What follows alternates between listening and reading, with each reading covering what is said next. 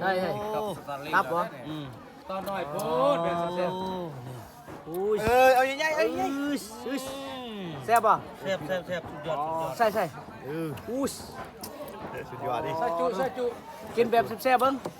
แซ่บปะ แ แนวนี้ ใช่ แน่ อุ้ยแซ่บบ่แนวนั้น ตัวนี้โอ้สุดยอด จานดิบๆนี่จานดิบๆทุกคนเลย จะดังแน่เนาะ งานเลย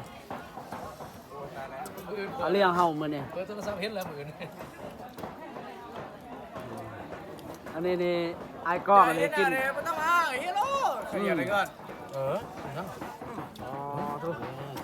นี่ สด กองแซมเขาเอิ้นนี่ ๆใช่ต้นได้ของแซ่บของหนัวอันนี้นี่บ่ ตัวนี้ละ กินแบบแซ่บเบิ่งอีอ่ะ เออ เบิ่งบ่มีแจ่ว